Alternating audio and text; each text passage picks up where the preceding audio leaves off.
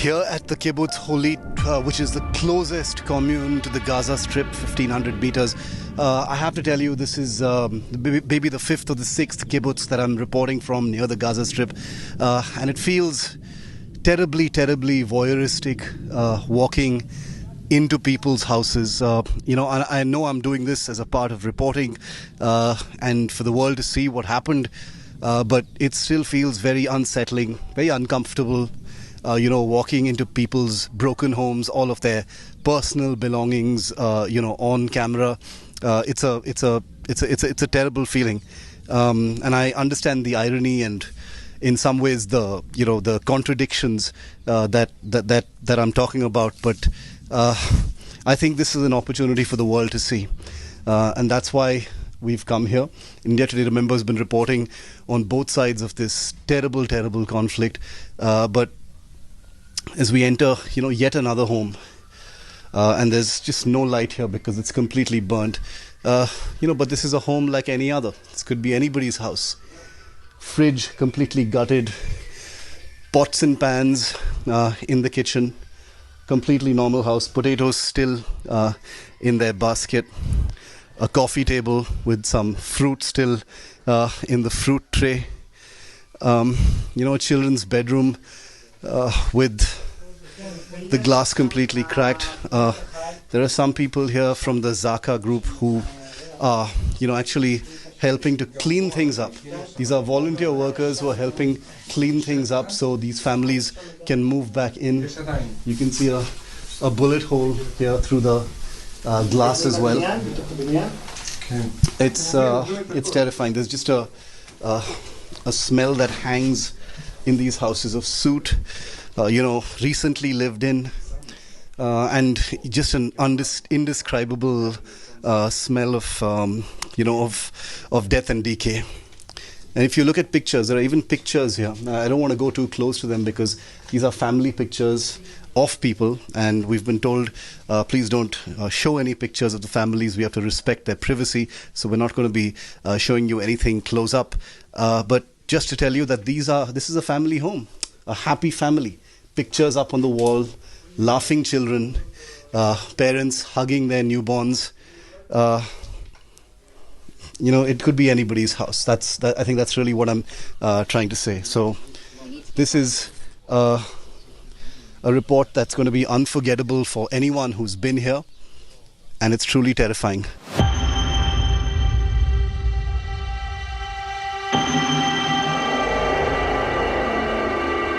Inside one of the most damaged homes here at Kibbutz Holit. This is about 1.5 kilometers from the Gaza Strip, and it's absolute devastation everywhere you look. I'm starting here in one of the smallest bedrooms of the house. It's completely gutted. Just wait for a second. I'm going to show you because I'm going to walk into the living room. As you can see, everything is burnt. The walls are completely black. Everything covered in fire dust and soot. There are pictures here. There are burnt pages. There's just nothing left. Just remnants of a family. You can see some pictures on the bed. You can see some documents here. Obviously, the people here, we don't know if this particular family survived, but 10 people are said to have been butchered by Hamas terrorists on October the 7th here at this. This is one of the smallest kibbutzes in Israel. We don't know if any of the people here were taken hostages, but this is, like I said, just 1.5 kilometers from the Gaza Strip, so the terrorists would have made their way here very quickly. If you can just look all around, it's just complete and utter devastation. It's all completely burnt. A bookshelf there, a small religious text on what must have been some kind of a clothes horse, somebody's university degree leaning against the wall there. Everything's smashed up, burnt, mangled remains. This is, reporting this is strange because this has become a familiar sight. You've seen what has happened to kibbutzes across this part of Israel, through coverage over the last few days. Kitchen shelves. This is the kitchen of the house. all completely burnt. There are still pots and pans and tins and products inside the shelves. This was a family that was living here. The Israeli Defense Forces don't make any specific claims about whether this particular family is alive or dead. They're very sensitive about revealing any information, so we can only guess whether the family that lived in this particular house is actually alive. In fact, there's a picture of the family, and I just wanted to, maybe show it to you for a moment, because there it is. So pictures. And that's really all that's left here. All that's left of, family life. People living a quiet life here, very close to the Gaza Strip. Just gone in a terrible black blaze. I'm going to continue to report from here. There's just an overwhelming smell of soot inside this house. The house just fading to black, and we don't know about the family.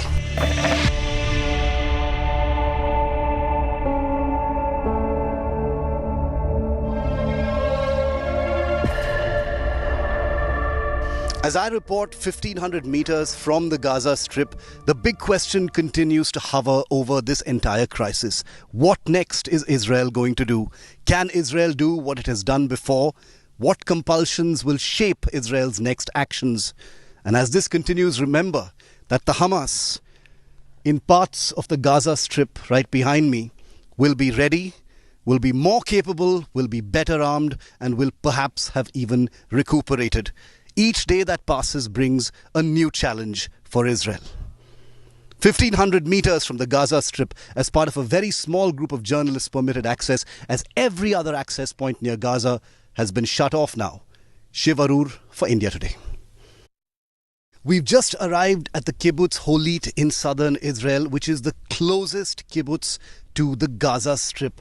Off right behind me, 1.5 kilometers away, is the Gaza Strip. And this place was one of the first places to be attacked. Behind me, further south, is the Egypt border, just a couple of kilometers away. It's a tri-junction of sorts. And this place was one of the first and closest for the Hamas terrorists to attack.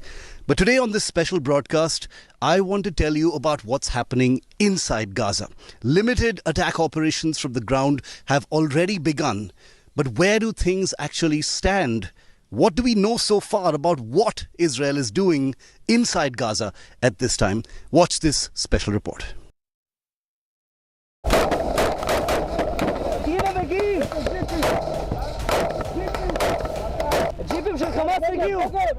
No end in sight to the Hamas-Israel war.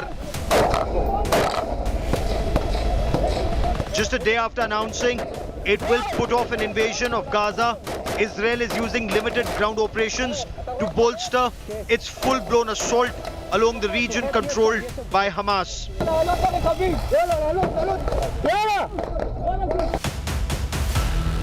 The IDF conducted raids in Gaza and struck dozens of terror targets of Hamas. Israel's offensive came hours after its army released a video showing Hamas savagery. The video showed a Hamas rocket hitting a residential building as families tried escaping the massive barrage of rockets.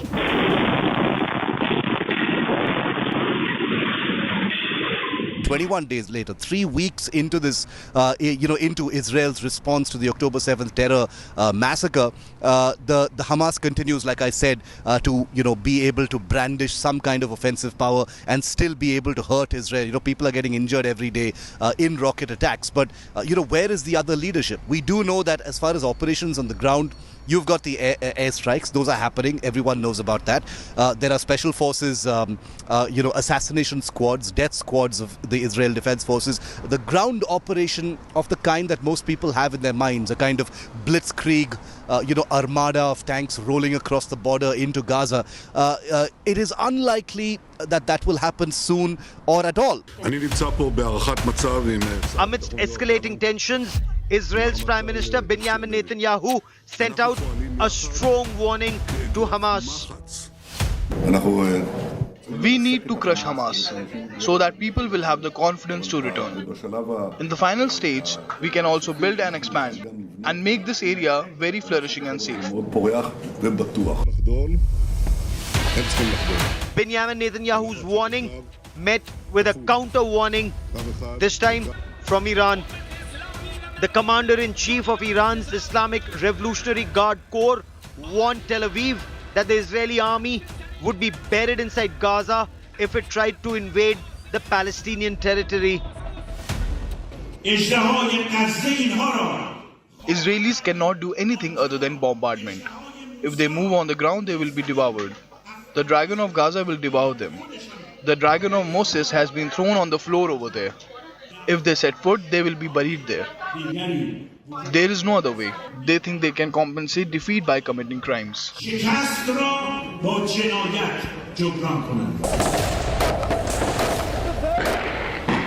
With Iran actively and openly backing Hamas against Israel, the threat of a wider regional war in the Middle East has just gotten bigger and very real. With Shiv Aroor in Tel Aviv, Israel. Bureau Report, India Today.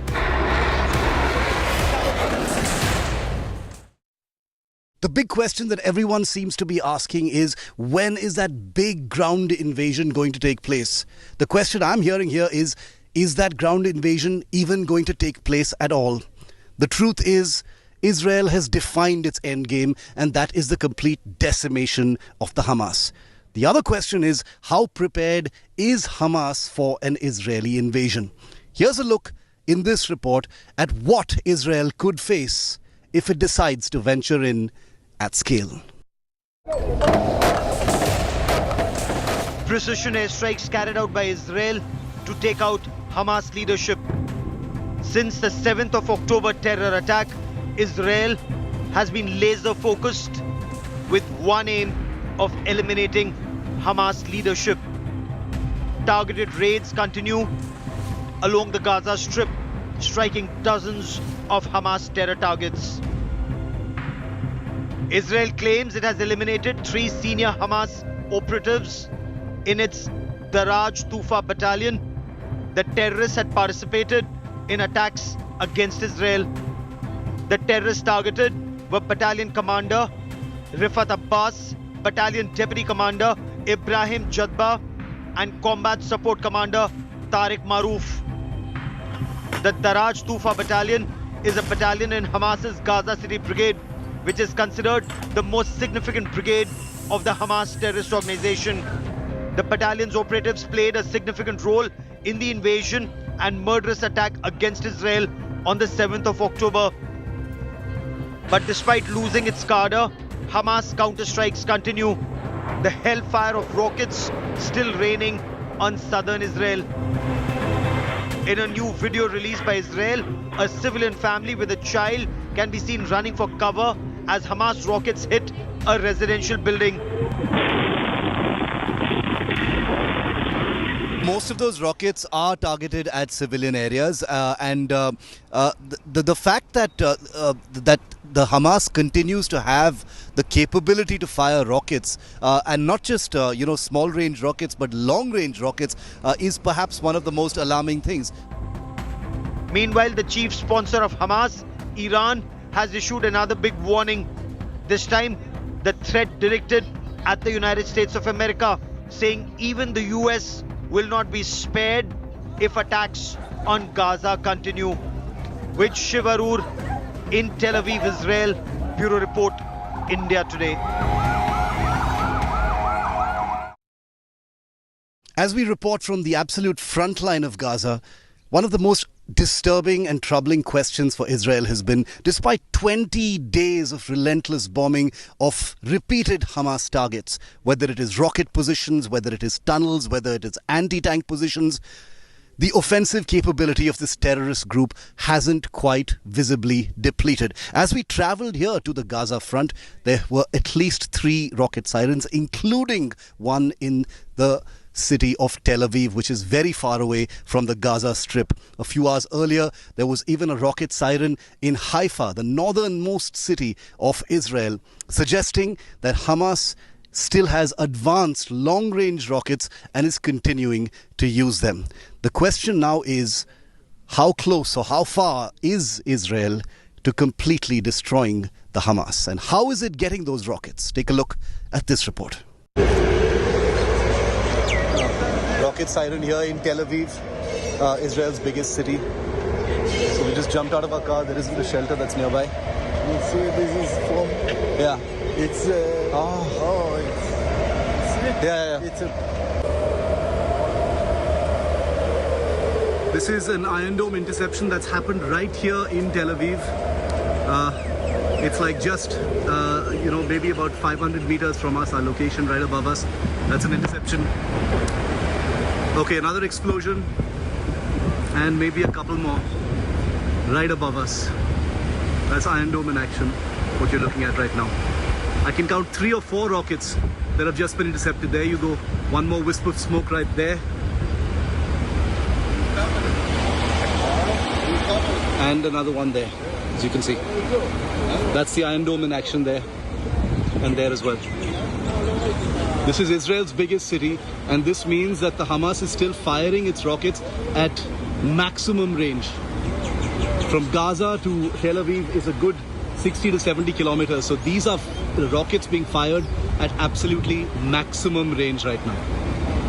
The thud that you just heard was the Tamir missile from the Iron Dome system intercepting and smashing those rockets. About 3 I've counted. I've heard 3 explosions, so maybe 3 rockets have been intercepted. Not clear if any others have made an impact. That siren is stopped.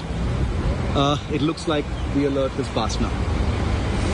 Iron Dome right here in Tel Aviv. As anticipation builds over a possible ground operation into Gaza, remember that Israel has conducted ground operations on 2 occasions before into Gaza. Once in 2009 for 15 days and then again in 2014 for 19 days. At neither time was Hamas completely obliterated. Then again, nothing of the scale of what happened on October 7th had ever happened before. But the obliteration of Hamas means that attacks by Israel will have to go well beyond just Gaza. Take a look at just how big that proposition really is.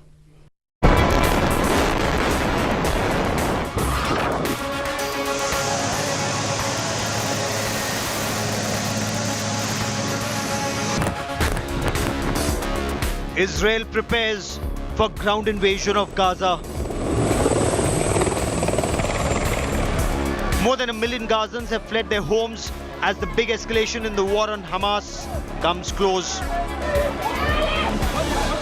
The plumes of smoke that you see rising right behind me, and let me try and show you those plumes of smoke rising in that area right in front of you, there and there. Now, according to the Israeli army, these are strongholds of Hamas that are being targeted. This is where Hamas has leadership, operational bases, logistics centers, and also foxholes or mouth of the tunnel. Now, the mouth of the tunnels are being destroyed. There is massive Israeli troop and tanks deployment along the Gaza Strip. In 18 years since their withdrawal from the Gaza Strip, Israel has invaded Gaza twice.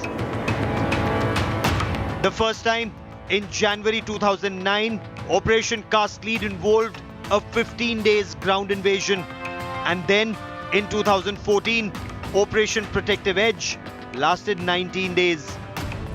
A third ground invasion in response to the massacre of over 1,400 civilians by Hamas on the 7th of October is imminent.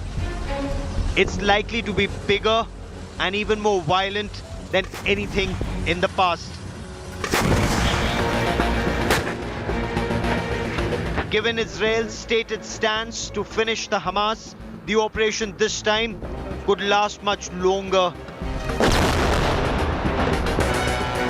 Military experts are debating the nature of invasion and what could be Israel's strategy as it uses its overwhelming strength on ground, at sea and in the air. During the 2009 invasion, there was a debate over whether to reoccupy the territory and destroy Hamas. There was a similar debate during 2014 ground invasion. During the 2014 ground operations that cost more Israeli lives than in 2009. With Hamas now equipped with newer weapons and possible stockpiles of anti-tank missiles, shoulder-fired surface-to-air missiles, rockets and improvised explosive devices, it could be a challenging task for Israel to destroy the Hamas network completely. The Israeli armed forces are up against a terror group that has trained for years and is hardened in urban combat and possibly wargamed such an invasion for years. Bureau Report, India Today.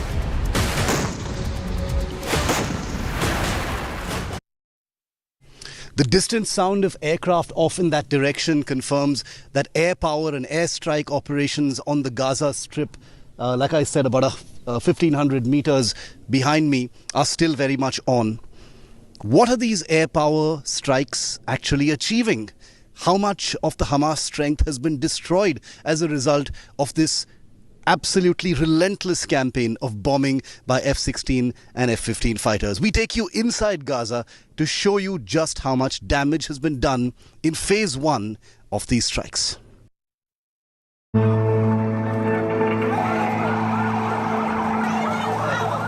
After 20 days of Israeli airstrikes, the skyline of Gaza has not changed. It's still grey, smoky.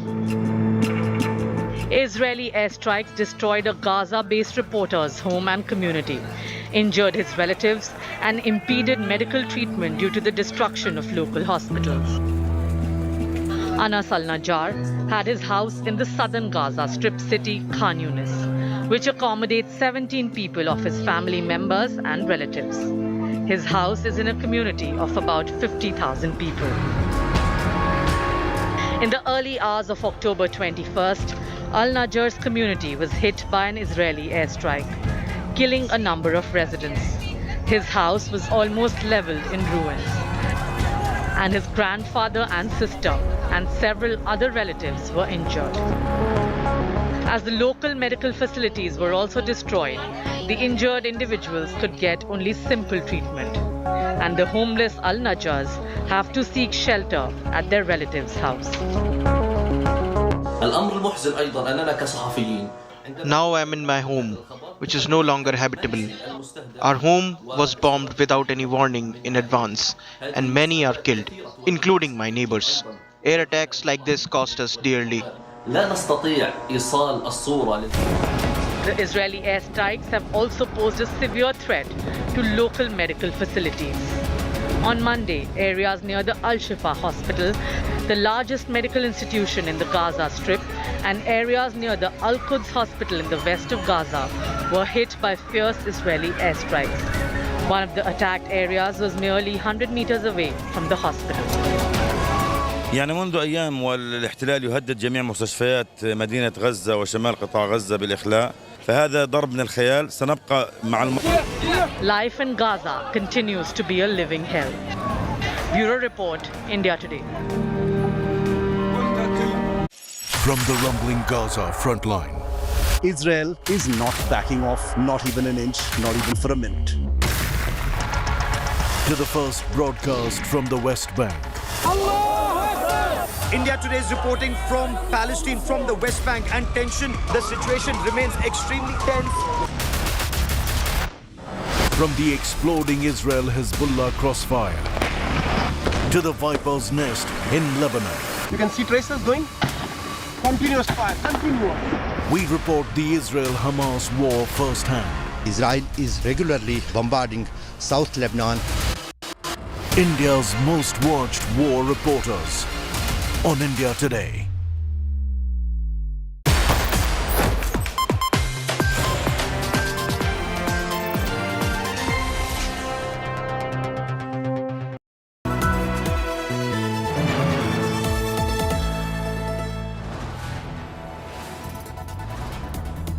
You are watching India Today.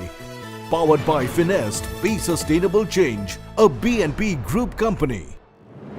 Carved from the heat and dust, he's seen India's blood and sweat. Nooh has been simmering with communal tension. Shaped by a nation in motion, firsthand.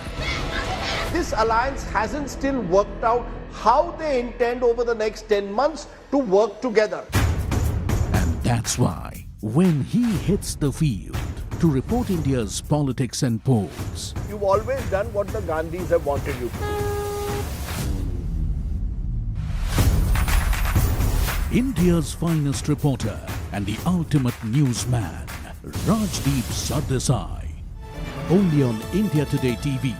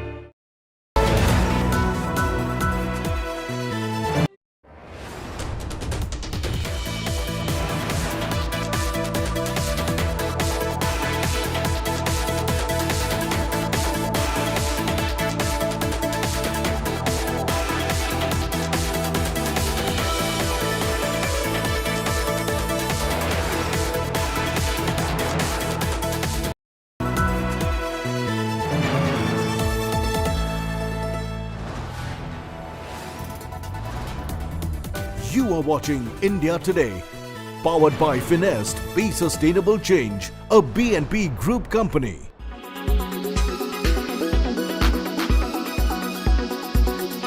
वैसे अब जो data आ रहा है वो data ये कह रहा है कि दिल्ली के अंदर जो AQI है उसमें PM10 की मात्रा कम हो रही है और PM2.5 की मात्रा बढ़ रही है।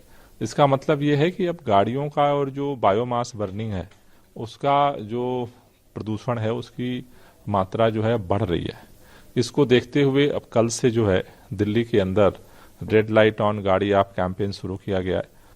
केंद्र में भाजपा की सरकार, उत्तर प्रदेश में भाजपा के साथ, हरियाणा में भाजपा के, चारों तरफ से तो भाजपा की सरकार है दिल्ली के चारों तरफ। दिल्ली के अंदर हम दिल्ली की जिम्मेदारी को समझते हैं, इसीलिए दिल्ली में CNG की बस चलती है, डीजल की बस नहीं चलती। लेकिन हरियाणा यूपी में अभी भी डीजल की बस चलती है। आज तक भाजपा वाले डीजल की बस नहीं हटा पाए। पिछले 2 हफ्ते में करीब आप सन की ब्राइटनेस देखिए, सनराइज होता है तो आधी हो गई है, and that is because of pollution. तो अभी इतना ब्रीदिंग में फील नहीं हो रहा है, लेकिन पॉल्यूशन बढ़ गया है।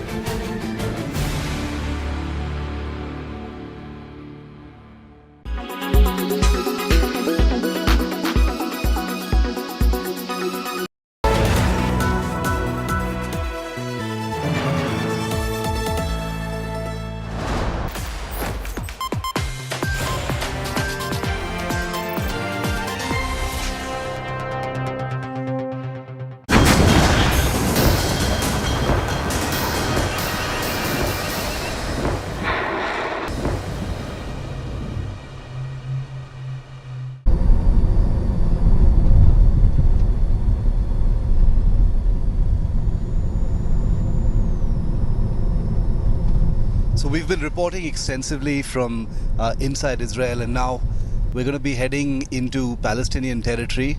to get you voices from the other side as well and see what the mood is there. Remember, the West Bank has come under attack during this cycle of violence. There have been airstrikes in Jenin, where I'd been reporting from. So we're crossing over the Judea Mountains, this ancient land that remains a deep division between Israel and Palestine.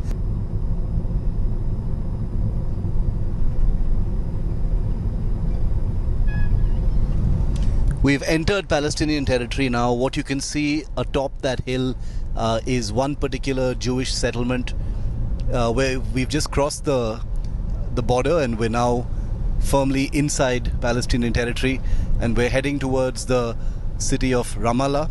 That might seem a familiar name to many of you. That is the administrative and de facto capital of the Palestinian territories. It's also the city of Yasser Arafat. His mausoleum is also in that city. So we're headed to the city now of Ramallah. We've entered Palestine, and we're going to try and get voices from the other side and let you, the viewers, see what the Palestinian territories look like, feel like, and how things are going there in that nerve center of the West Bank and the Palestinian territories, in light of what's happening many kilometers away on the Gaza Strip.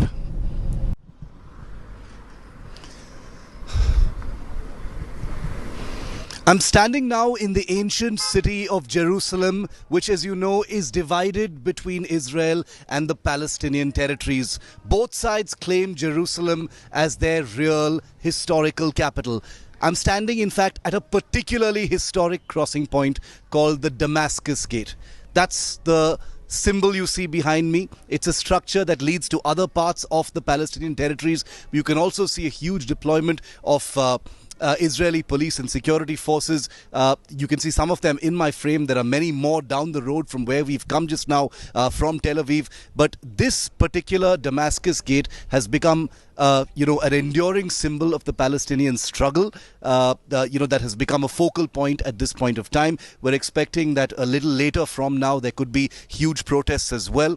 This road that I'm standing on has been a notorious site for clashes between Palestinians and the Israeli police. Many people have been arrested last year, between 2020 and 2021 and 22, I beg your pardon. About 25 people were arrested right here on this site just behind me. So it's a restive place. It's become symbolic of a place where violent demonstrations have taken place. Riots have taken place as well. So we're at that crossing point, and we're going to be venturing into Palestinian territories like we have been over the week here on India Today, to get you a perspective also from the other side.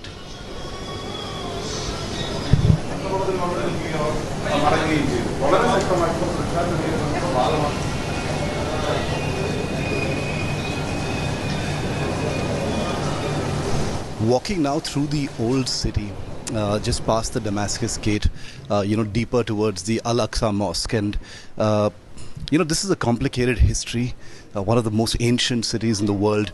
But this is a part of Jerusalem that has seen a great deal of tension. This is, remember, the old city of Jerusalem, and there can be no two ways about it. This is a conflict that has gone on for too long. Much of it sentimentally, emotionally, historically is centered around Jerusalem. The Palestinian people regard this as, Israeli occupied territory of their lands. And we're just walking through this place because many people live here quite normally. If you go into the interiors, which we will be very shortly, you see much more of the actual anger, and we're actually expecting to see some tensions a little later, since it's Friday. So after prayers there may be some tensions, so we're waiting to see if we can capture some of that. But there's a huge amount of security deployment everywhere in this particular place, so we're going to continue to report.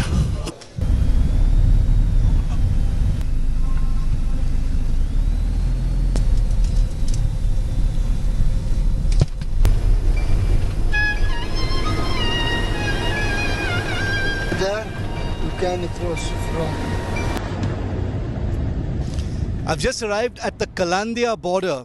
On the Palestinian side of the Kalandia border, which is now shut. This divides the Palestinian territories from Israel. This used to be a major crossing point for thousands of people from the Palestinian territories working in Israel and then coming back.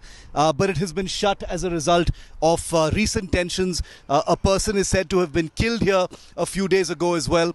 You can see a mural behind me, very recognizable face of the patriarch of Palestine, as it were, Yasser Arafat. Lots of graffiti there about the Palestinian struggle as well. So this wall, once again, and walls, remember, are an enduring symbol as far as Palestine is concerned. And you will see many of them as we travel through Palestine and show you these pictures. But the Kalandia border has now become an emblem of its very own.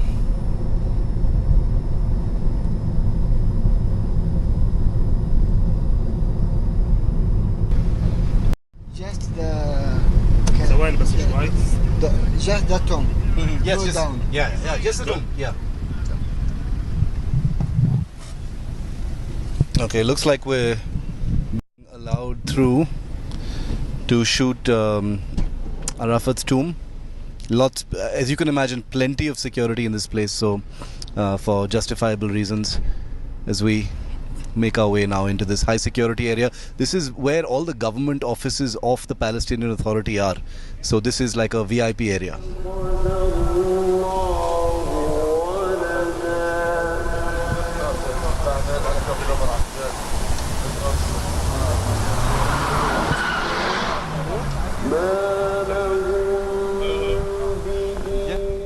We've just been given permission to enter the memorial of Yasser Arafat.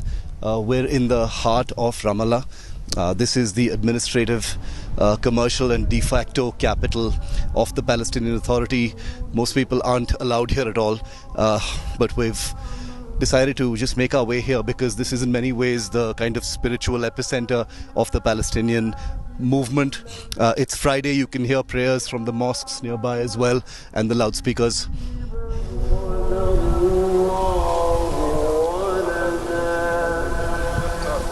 And this here is the mausoleum. What you can see behind me is the mausoleum itself. So we're going to go inside and just have a look. This is a sacred site as far as the Palestinian people are concerned. This is where Yasser Arafat, the patriarch of the Palestinian movement and struggle, still considered a man who did perhaps more than any other figure, controversial figure no doubt, but someone who perhaps did more than any other figure for the Palestinian movement. Remember that Yasser Arafat was someone who was involved in the Oslo Accords of 1993. They were mediated by Bill Clinton, who was the US president at that time. The Oslo Accords were widely seen at that time as something which could have brought to an end, the terrible cycle of violence between Israel and Palestine. In 1994, in fact, both Yasser Arafat and then Israeli Prime Minister Shimon Peres had won jointly the Nobel Peace Prize, for the Oslo Accords, for that historic handshake between Israel and Palestine, which could have ended, decades of bloodshed and tension between the two sides. Sadly, very, very shortly after the intifadas began, each side began to blame the other for various betrayals, various divergences from the promises that were made during the Oslo Accords, and therefore, finally, at the end, everything collapsed. Things went far, far worse, and Yasser Arafat died many years later. He lived to see the tatters of the Oslo Peace Accords, amounting to absolutely nothing. Thousands have died on both sides since that time.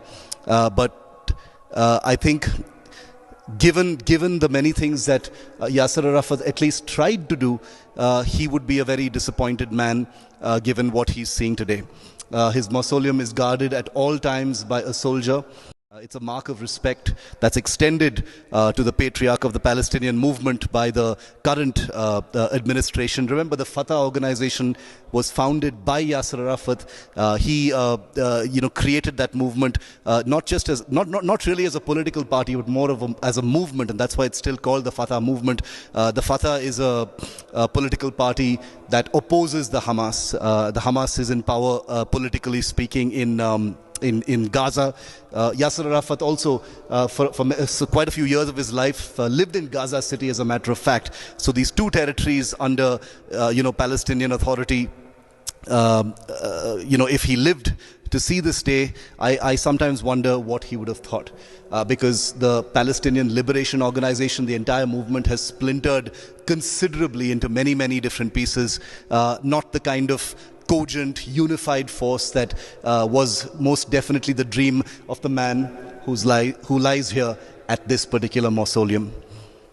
In Ramallah, in the Palestinian territories, Shiv Aroor for India Today.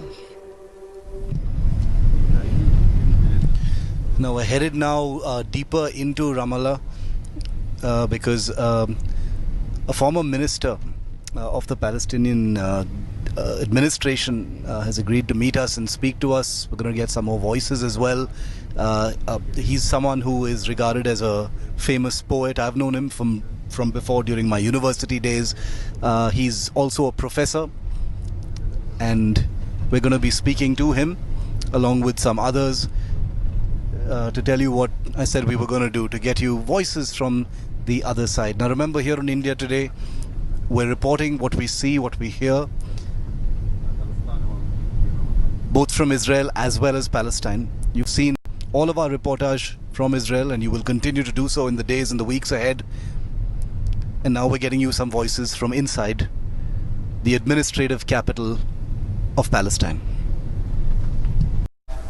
And joining me now is a person whose name is Ehab Basai. So he isn't just any politician. He's a person who's been a minister in a Palestinian government not very long ago. He's regarded as one of Palestine's foremost poets. He's also a professor at the Bethlehem University, and he's agreed to see us here in Ramallah. Continuing with the conversation, Ehab, how does one see what happened on October the 7th by Hamas, if not as a terror attack?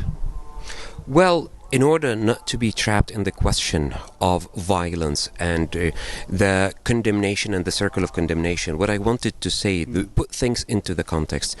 Gaza was subjected to several bombardments and incursions in the past. In 2021, there was no 7th of October. In 2018, there was no 7th of October. In 2014, there was no 7th of October. In 2012, there was no 7th of October. And in 2008, there was 7th of October.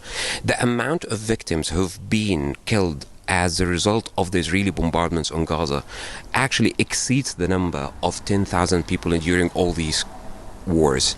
This, let alone what is happening right now in Gaza, which is, till we speak now, the death toll is about more than 7,000 people that they were killed by the indiscriminate shelling. Now, the question about, we need to put it into a political context. There is an occupation, and this occupation is using all the forces and the measures against the Palestinian people to undermine the right of an independent state. Having said this, it doesn't mean that the Palestinians, they are kind of killing cheer holders or something, or just waving for this.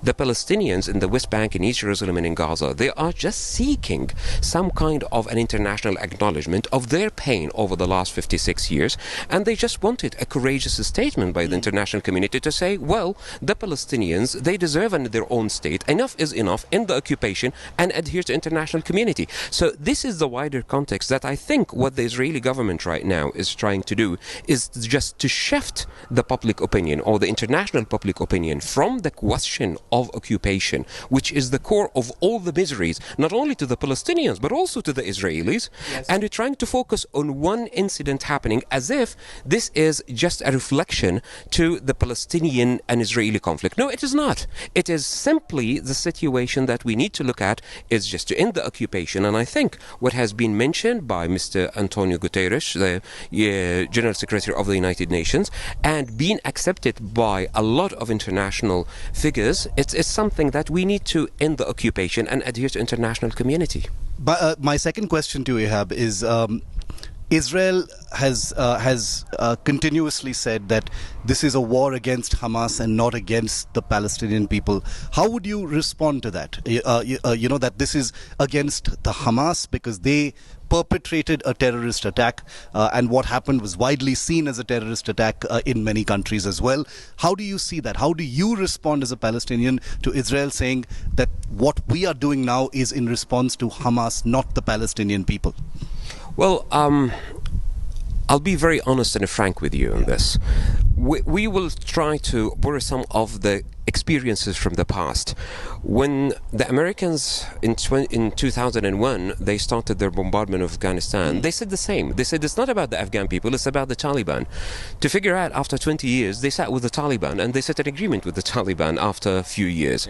They did it with Iraq. They said this is not a war with the Iraqis, this is a war with Saddam Hussein. And eventually the whole killing and the whole misery of the Iraqis, it's still paying the price till now. What I want to say, this is something of a part of a communication strategy. It's part of the deceiving of the whole international public opinion about the core of the issue, which is occupation. This is not about Hamas or the Palestinians. It's about whether Israel would adhere to international resolutions or not. This is a simple, frank question. Hundreds of United Nations resolutions being issued to force Israel to adhere to international law. Why not single one international law have been adhered? This is, I think, the question that we need to seize the opportunity now. Pain shouldn't be the language of the region or the language of the Palestinians or even the Israelis.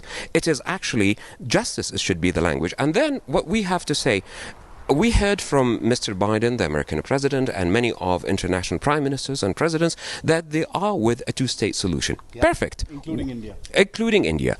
Perfect. Okay. What are the measures that need to be taken in order to implement a United Nations resolutions and in order to have the two-state solution? This is a very simple question. It's not enough just to issue a statement that I'm supporting a two-state solution. We have to see it on the ground.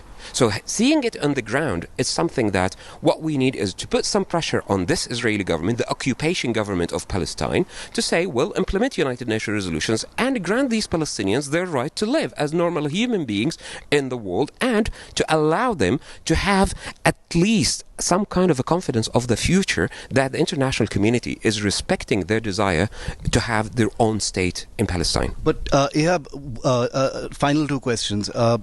Isn't what the Hamas has done, isn't that going to make things infinitely harder? Isn't that going to make the ideals of, implementing what the UN has said infinitely more difficult? It reboots this entire situation, and if anyone was anywhere close to normalcy or a semblance of normalcy, that's straight out of the window now, isn't it? This has actually harmed the Palestinian people. Well, we need to refresh our memories a little bit. What happened in 1982 when Israel invaded Lebanon? It was for the same reasons with the PLO at that time. They invaded Lebanon. They put Lebanon in siege for a few months. And what they called Yasser Arafat at that time? That's, the biggest terrorist that we need to get rid of. That happened in 1982. What happened after 10 years of that? Yasser Arafat signed the peace accord with the Israeli Prime Minister at that time, and he returned to Gaza in 1994. So by the end of the day, it depends. I think this is part of, I would say, trying to brainwash the international public opinion that what happened that would never bring any kind of stability. Look, major wars and conflicts happen in the world, even including the Palestinians, as I mentioned in Lebanon in 1982. But then there has to be a political process. You cannot just subject to the killing machine or to the war and to say that it ended up. So what next? My final question to you then is what next? There's an airstrike campaign that's been on for over 20 days now. There is suspense over a ground invasion, which has happened twice before, 2009 and 2014, as you know. Where are things going? How do people in Palestine see how this is going to be? Because the sense is this is going to make things much worse. But how do you see it playing out? Well, I think it is now the Palestinian question has been linked to regional and international a lot of political interests, and we cannot just ignore this fact. We could see that the veto being issued yesterday by the Russians and the Chinese against the American veto earlier. So this is something of a wider international conflict. We cannot see what is happening in Palestine in vacuum or from what's happening in the world, particularly the Russian-Ukrainian war. What is the role of Europe and American in this kind of a conflict? We cannot even separate it from regional interest in Iran, in a lot of regional powers. So it's either we try to say that the Palestinian cause, this pain should end, and then there should be awakening in the international community's politics to say, well, at least this is something might to trigger more of a conflict in the region, not only in Palestine and Israel. It also might conduct a lot of issues even in the Arab region. You heard about the attacks on American bases in Iraq, in Syria, now things about the Red Sea and Yemen. So this is something it's somehow need to be addressed with wisdom. I think back an urgency to say back to the table of politics and then discussing how to end the occupation. President Abbas said it a few times on the platform of the United Nations. I mean, now there's nothing to negotiate about. It's about the role of the international community to say, give me a time schedule to end the occupation, and that's all about it. And I think we are calling upon all the people, not saying not only the friends of Palestine, we're calling upon the people in the international community to say justice should prevail by the fact that this pain should end. Without ending this pain, I think what we are seeing now might just occur again and again and again. It is this kind of a circle of blame and violence on an international level should end. It's kind of an acknowledgement of the Palestinian people. And as I said to you, it's Gaza being subjected to several bombardment campaigns and military campaigns in the past. What happened? Nothing has changed. It's actually led to this kind of a tragedy to the Palestinians. Now in Gaza, most of the situations that Gaza being wiped off, and the houses. And let me tell you something about this. I noticed ironically, that many of international reporters, Shiv, they have been on the Israeli side. This reminds me of what happened even during the Iraq War with the whole phenomenon of the embedded reporters.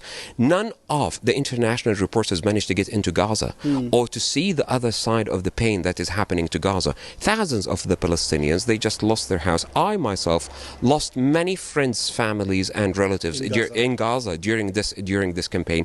Many of them, they are doctors, they are engineers, and it's the fact that these innocent people, they just paid the price. So enough is enough. This is something that we need to look at, and the only way I see it is by just saying we don't want to be part of a Cold War rhetoric again. And I'm going to end on that note, because the point you made, I think, is a very very interesting one. That perhaps the only way this cycle of violence that's been on for so many decades can end is if there is an incentive for the international community. We're seeing the beginnings of that beyond just the Arab world, beyond just the region and Asia. If there are direct, quantifiable incentives to a lasting mutual solution between Israel and Palestine, that is perhaps the only way that something can actually happen. For the moment, October the 7th and Israel's response in Gaza has focused the world's attention once again. For how long it'll last, we don't know. We've seen violence happen before. The media has been in this area in their thousands, and then they all go away, and then everything just starts all over again. Hopefully, this time it won't be the case. Ehab, thank you very much for speaking to India today. Your voice will go out to millions, and we've been getting voices from both sides over the last few days. Let's hope people are listening, and let's hope for peace. Thank you. Thank you very much. Wish you the best.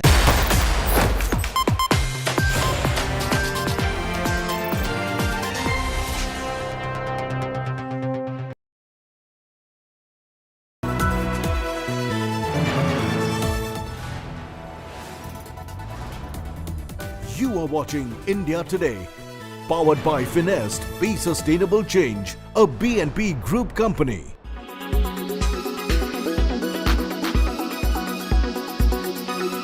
There were two elements coming together in the horrific perfect storm of October 7th. The first is the danger of radical Islam, or more accurately, the radical Islamic Nazism that is constantly lurking at Israel's border. The second is the grooming, ongoing grooming of Western civilization through universities, the media, and social media, so that when the time came and the Islamic Nazis carried out the act of genocide, many in the West would celebrate it, justify it, and no longer tell the difference between good and evil. We warned you. We warned you of what from the river to the sea Palestine will be free looks like. We warned you of the dangers of that slogan being used for likes and shares and celebrity virtue signaling on TikTok and Instagram. On October 7th, Hamas showed us what from the river to the sea really means. It means itbach el Yahud, slaughter the Jews. And in the last week, in Western cities and universities around the world, we see the two chants side by side at gatherings where would-be murderers rub shoulders with their Western useful idiots.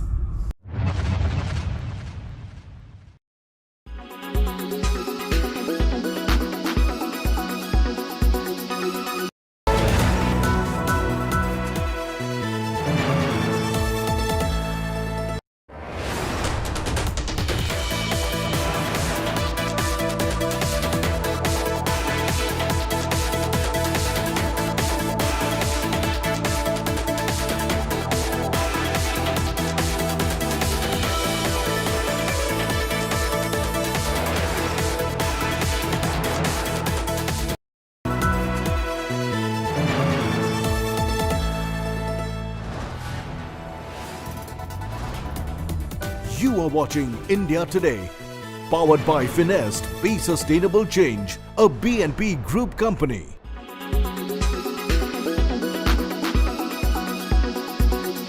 अब दिल्ली के लोगों का क्या कसूर है?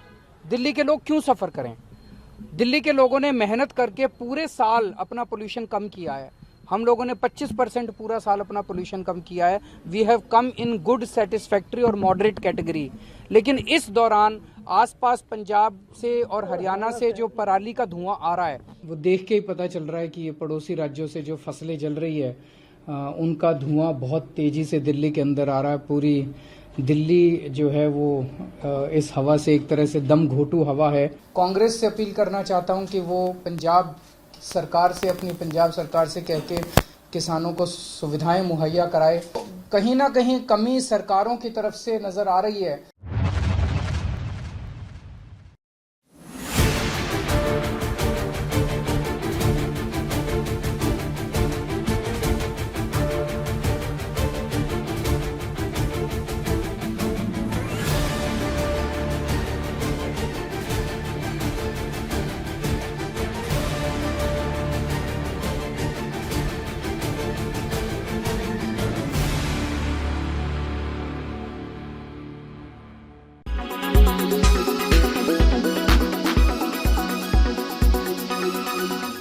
Make your media plan smarter with India Today Live TV on your connected devices. Amplify your brand with 100 million smart internet viewers. To advertise, mail us at sales@aajtak.com.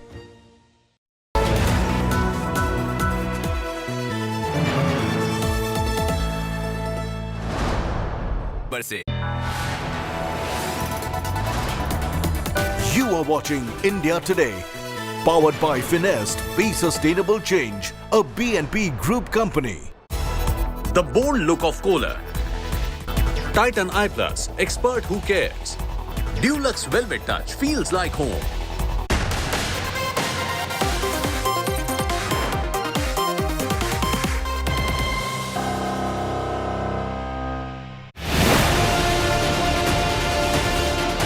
Infosys co-founder sparks debate.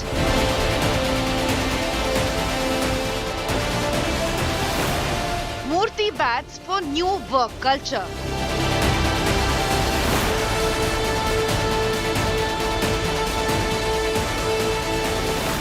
Youth must work 70 hours a week. Our youngsters must say, this is my country. I want to work 70 hours a week. Netizens divided over Murthy's remark.